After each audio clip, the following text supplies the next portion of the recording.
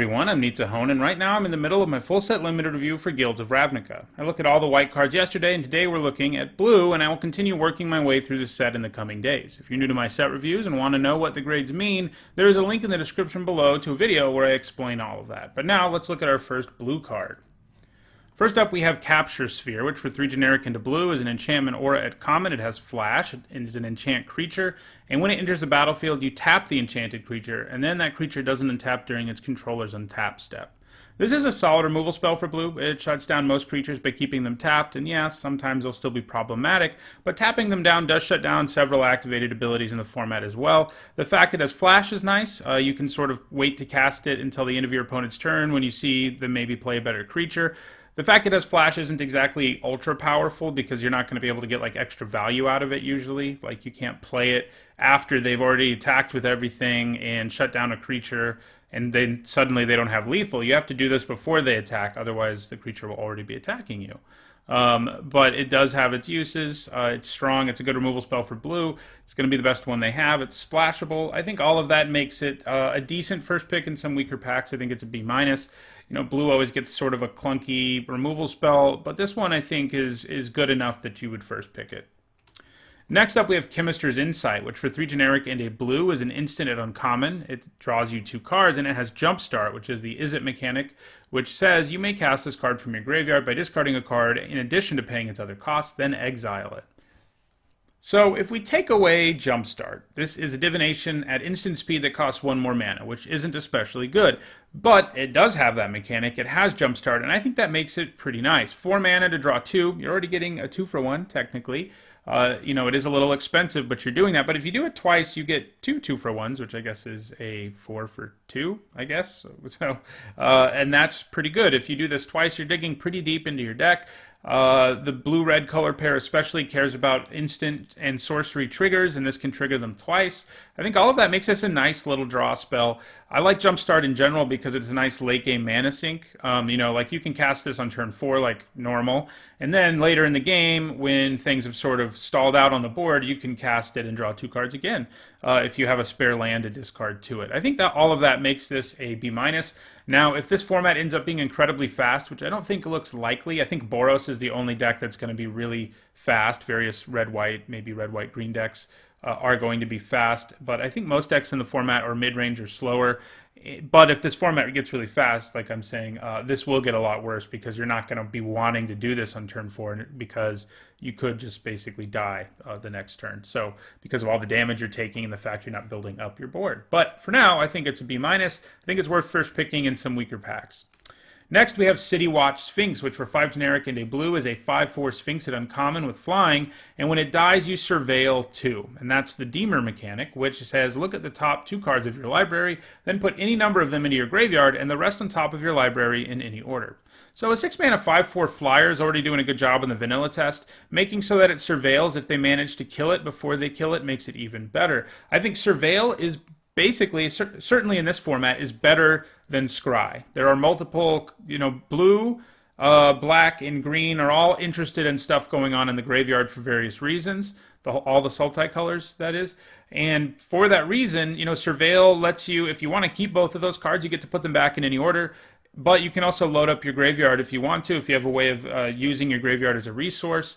And, you know, you can't put the cards on the bottom like you can with Scry, but I think overall Surveil in this format, where there's 3 colors who have several cards at common and uncommon that do stuff in the graveyard, I think this is just better than Scry, and I think this is a strong creature. You know, it would be better if when it came into play it surveilled, but you can't be too greedy, you know. It surveils when it dies, and that's nice, and it has high power for the cost, and it's evasive. I think all that makes it a reasonable first pick. It does cost 6, so you don't really want a ton of these running around, but having one of them is pretty great, and I think I give it a B-. Next, we have Dazzling Lights, which for 1 blue is a common instant that says target creature gets -3/-0 until end of turn, and it has Surveil 2. Normally I'm out on this kind of effect, it just doesn't do anything enough of the time, but adding Surveil to a card that may not do anything makes it a lot better, since you still at least get some value out of it in situations where the first part of the card doesn't do anything. Also, it's a cheap spell, and Izzet is especially interested in that. None of that makes this card great, but without Surveil, this would be basically unplayable, and adding Surveil 2 to a card like this, and being in a format that cares about instants and sorceries, is enough to pump this all the way up to a D+. I still think it's one of the first cards you cut, unless you're super interested in Surveil for some reason, which you might be. Next, we have Devious Cover Up, which for 2 generic and 2 blue is a common instant. It says counter target spell. If that spell is countered this way, exile it instead of putting it into its owner's graveyard. You may shuffle up to 4 target cards from your graveyard into your library. I never like a counter spell that costs 4 and doesn't do something else. You might be saying, but Nitsuhone, it does do something else. And I guess that's true in a strict sense of something else, but I mean something relevant. Sure, yeah, sometimes shuffling 4 cards in can be relevant, especially if you've like milled yourself out with Surveil, and then you can get things back, the 4 best cards in your deck. That'll be a lot of fun. Occasionally you'll exile something with Jumpstart if you counter it, and that is nice. You know, there's lots of cards that like the graveyard. Making them exiled, I guess, is nice. But those are very narrow situations where the 2 other things this does will actually be relevant. Adding Surveil to this would have been better. Adding a lot of things to this would have been better. You know, even like weakening a creature until end of turn would have been better. I think this is just unplayable. It just doesn't do enough. It basically just has counter target spell, and that's what it's going to do the majority of the time. And leaving up 4 mana and hoping you can counter something is always a nightmare. And I just, you know, I'm never high on counter magic in limited formats unless it costs like 2 or less. And for that reason, I'm giving it an F. Next, we have Deemer Informant, which for 2 generic into blue is a 1/4 human rogue at common, and when it enters the battlefield, you Surveil 2. So we just had Omen Speaker. This costs 1 more, has 1 more toughness and Surveils instead of Scries, but it's going to serve basically the same role in blue decks. And I like that a lot. Like I said, I think Surveil's better than Scry like 90% of the time. On top of that, this has nice defensive stats. It improves your draws, maybe stocks your graveyard, and that's something I can get behind. I can see myself playing like 3 of these in basically any blue deck and being pretty happy about it. Still, it's not quite something you spend a first pick on. I'm going to give it a C+. Next, we have Disdainful Stroke, which is a reprint, and it's 1 generic into blue for a common instant that says counter target spell with converted mana cost 4 or greater. So this is a counter spell that costs 2, but it's a little too narrow. You don't really want to mainboard it ideally. Unless this format proves to be super grindy, which is possible. I think your average limited deck is only going to have 4 or 5 targets for this, and that's not usually going to be enough. It's playable on your main board, don't get me wrong, it's like a D+, but it's also the kind of card that you should be cutting, ideally. Out of your sideboard, though, it's pretty nice. If you go up against someone who's interested in casting big haymakers in the late game, it's going to be great, and it's a C+ against those people. Next, we have Dream Eater, which for 4 generic and 2 blue is a 4/3 Nightmare Sphinx at Mythic Rare. It has Flash, it has Flying, and when it enters the battlefield, you Surveil 4, and I'm still not done. When you do, you may return target non-land permanent an opponent controls to its owner's hand. This guy is insane. It doesn't do a great job in the vanilla test as a 6 mana 4/3 flyer, but that's not that far off from what you want to pay for that. It's only a little, like maybe 1 mana more than you want to pay for it. And when you add everything else to it, paying 1 mana extra for all of this is great. The 2 enter the battlefield triggers it has, the ability to Surveil, which here you have Surveil 4, which is just insane in terms of stacking your deck, throwing things in the graveyard that you want to be there, and the ability to bounce something, and it can do it all at instant speed. It can be an instant speed, huge mana war with Flying and Surveil, I guess, is what it is. And you know I already like cards like Mana War. This is just like an insane version of that where it has good stats. It has the ability to do it at instant speed, which can really get you some serious value, and it Surveils. All of that is awesome. This is one of the best single cards in the entire set. Perhaps it's probably up there in terms of one of the best monocolored cards in the set, like in the top 3 probably. And it's nuts. So all of that means this is an A. You should first pick it anytime you see it. Even if you open it up in pack 2 and you're not in blue, you should consider taking it and maybe seeing if blue's open. It's that good that you should sometimes just toss an entire color that you may have picked from pack 1, especially if it's not that impressive. Dream Eater is just great, and I can't wait to cast it myself. Hopefully I get to. It's mythic, so it might not happen.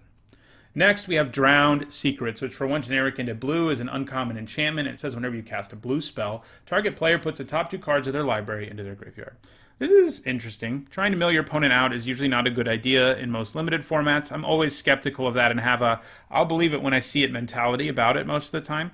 However, I think this actually has more potential as a card to mill yourself with in Deemer and Izzet decks, both of which have the ability to use the graveyard as a resource. Problem is, Golgari uses it the most, and this won't work in most Golgari decks unless you're like a Sultai deck who's jammed 10 blue cards into it, which probably isn't ideal.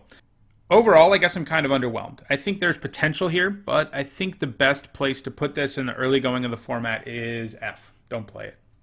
Next, we have Enhanced Surveillance, which for 1 generic into blue is an uncommon enchantment, and it says you may look at an additional 2 cards each time you surveil, and it also has the activated ability to exile itself and shuffle your graveyard into your library.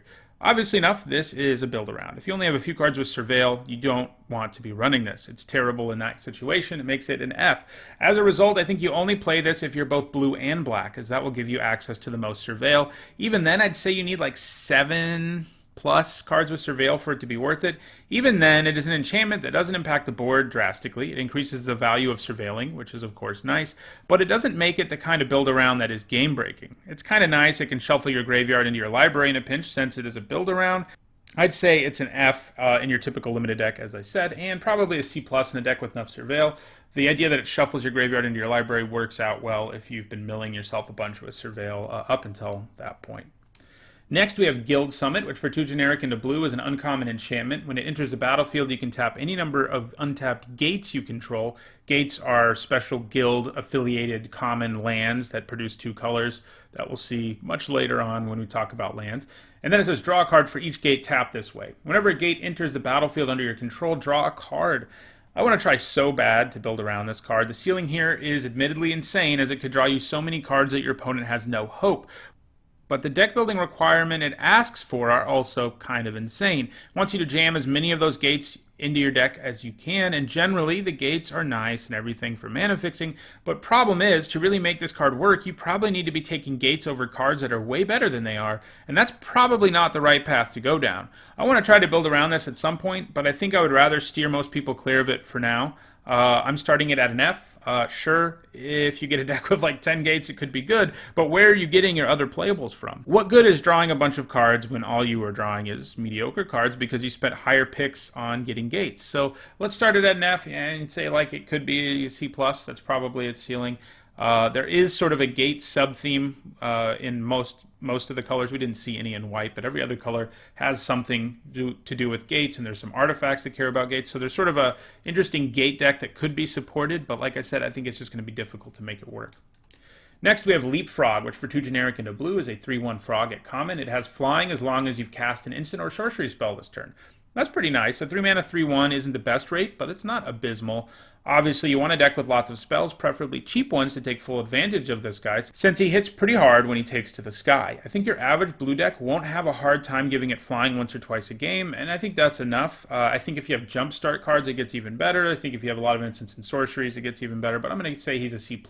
He's a nice little spell payoff. Next, we have Maximize Altitude, which for 1 blue mana is a common sorcery, and it says target creature gets +1/+1 and gains flying until end of turn, and it has that jumpstart mechanic. The trick here is to do this twice when your opponent can't block your huge flyers and just end the game, and that might happen, but this really asks you to already have a good creature in play and for your opponent to have no flyers or reach to be at its best, and there will be a significant portion of the time where you have neither of those things going on, so it won't always be doing what you're hoping. Being a cheap spell and having Jumpstart is what makes this considerably better, because it can trigger things like Leapfrog, and there are a lot of cards that like it when you cast spells in general. I think all of that pushes it up to a C-. Next, we have Mission Briefing, which for 2 blue mana is a rare instant, and it says Surveil 2, then choose an instant or sorcery card in your graveyard. You may cast that card this turn. If that card would be put into your graveyard this turn, exile it instead. If you're like me, then the first time you read this card, maybe you thought you didn't have to pay for the spell. Obviously, that would be absurdly powerful, but that's what my mind wanted it to do. However, that isn't what it does. You do still pay for the spell. As a result, this gets to be kind of difficult to get real value out of all the time. Sure, paying 2 for Surveil 2 alone gives you some value, but you will need a decent amount of extra mana lying around to really take advantage of this, as well as cards worth recasting in your graveyard. Worth noting that if you use it at the end of your opponent's turn, you won't be able to cast a sorcery no matter how hard you try. This is admittedly a difficult card to evaluate, but for now I'm skeptical that this is like good enough to be really powerful. I think it has the potential, it sort of does what Snapcaster Mage does without the body, and that is obviously a powerful card. and it's kind of cool that it would be good in Deemer decks because of the Surveil, and in Izzet decks because it cares about instants and sorceries. But I'm going to start it at C+ for now. I could see it getting higher. There are a fair number of cheap instants and sorceries running around that make it a little bit better. But I don't think it's going to be amazing. Like, it's not going to be like Snapcaster Mage. Not having the creature attached to it makes a huge difference. Next, we have Murmuring Mystic, which for 3 generic into blue is a 1/5 human wizard at uncommon, and whenever you cast an instant or sorcery spell, create a 1/1 blue bird illusion creature token with flying. Now, this is my kind of card in every way. It does everything I love in limited. It has a stout body for locking down the ground. It makes bird tokens. If you didn't know, I like birds. And it likes instant and sorcery spells. That said, this card is going to be kind of bad in your average limited deck, which probably has 3 to 5 cards that can trigger the bird token. It isn't horrible.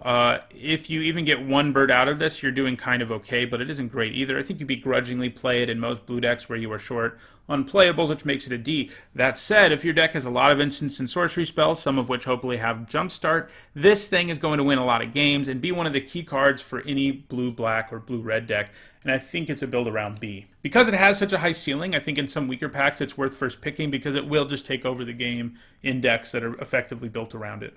Next, we have Muse Drake, which for 3 generic into blue is a 1/3 Drake at common with flying, and when it enters the battlefield, you draw a card.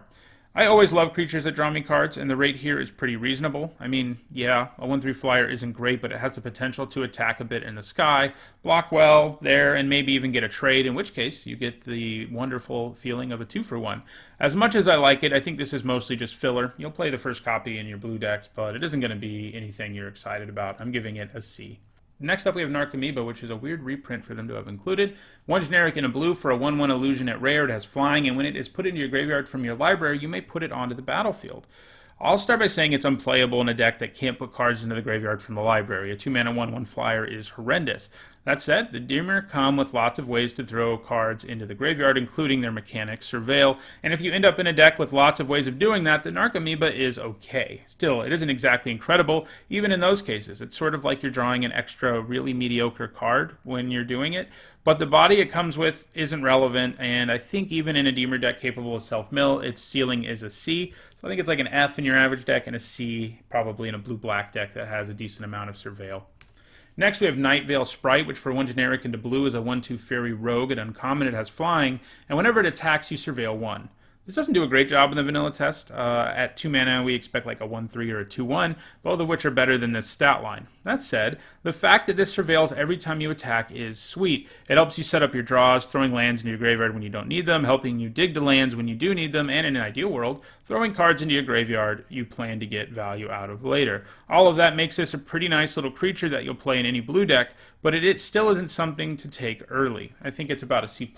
Worth noting that its value starts to go way, way up the more cards you have that have whenever you surveil triggers, because it's one of the few ways to repeatedly surveil with the same card over and over again. So if you have a few cards that care about surveil, it probably moves into the B range. Next, we have Omni Spell Addit, which for 4 generic into blue is a 3/4 human wizard at rare, and you can pay 2 generic in a blue, and you may cast an instant or sorcery card from your hand without paying its mana cost. Also has to tap. So 5 mana 3/4 isn't great, but one that comes with a relevant activated ability is actually pretty nice. Often, creatures with this type of ability would have ugly stats like 2/2 or 1/4 or something. This means that its fail case isn't as abysmal as it could be, and the fail case is going to come up if you play this. The ability will really only be relevant if you have spells that cost 3 or more, and then it gives you a discount. I'd say you probably want at least 2 to 3 cards that fit the bill, that is, that they're more expensive than 3 mana, if you're going to play the Adept. Again, it avoids being unplayable in a deck that doesn't have a ton of expensive spells because of its stats. It's also kind of interesting in a deck where you might be splashing an off-color instant or sorcery removal spell, as it sort of kind of provides fixing for those spells, and that does increase its value a little. Overall, I think the decent stats and high ceiling make this the kind of card that you're not exactly thrilled to first pick, but one that you will from time to time, and I'm giving it a B-. Next, we have Pass Wall Adept, which for 1 generic and a blue is a 1/3 human wizard at common, and it can make creatures unblockable until end of turn for 2 generic and a blue.